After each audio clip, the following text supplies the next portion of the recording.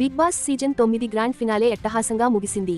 Host Nagarjuna గారు కళ్యాణ్ పడాలను విజేతగా ప్రకటించగా ప్రేక్షకులు ఊహించని విధంగా comedian Emmanuel Bigg Boss season 9లో టాప్ 4లో ఎలిమినేట్ అయ్యారు.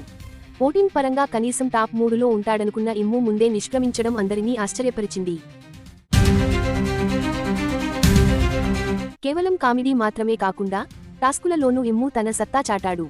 ఈ సీజన్లో అత్యధిక టాస్కులు గెలిచిన కంటెస్టెంట్గా రికార్డు సృష్టించడమే కాకుండా 3 సార్లు కెప్టెన్గా బాధ్యతలు నిర్వహించాడు.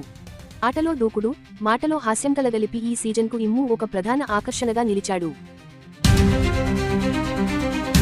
ఇమ్ము ఎలిమినేషన్పై నెటిజన్లు తీవ్ర ఆగ్రహం వ్యక్తం చేస్తున్నారు.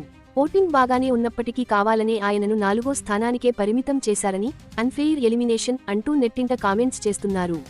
విన్నర్ రేస్లో ఉండాల్సిన వ్యక్తికి సరైన న్యాయం జరగలేదని అభిమానులు సోషల్ మీడియా వేదికగా మండిపడుతున్నారు. స్టేజ్ పై ఇమ్ము మాట్లాడుతూ బిగ్ బాస్ తనకు మనిషిలా ఎలా ఉండాలో నేర్పించిందని భావోద్వేగానికి గురయ్యాడు.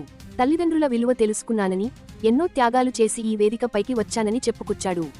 తన ప్రయాణం ఎంతో సంతృప్తిని ఇచ్చిందని చెబుతూనే తనను ఆదరించిన ప్రేక్షకులందరికీ హృదయపూర్వక కృతజ్ఞతలు తెలిపాడు. మరోవైపు ఇమ్ము అందుకున్న పారితోషికంపై చర్చ నడుస్తోంది. సమాచారం ప్రకారం ఆయనకు రోజుకు 25,000 నుంచి 35,000 రూపాయలు చెల్లించారట.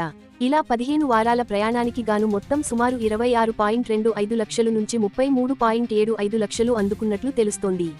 టైటిల్ మిస్ అయినా ఆర్థికంగా మరియు ప్రజాభిమానం పరంగా ఇమ్ము ఈ సీజన్లో అసలైన విజేతగా నిలిచాడు అని సోషల్ మీడియా వేదికగా అనుకుంటున్నారు.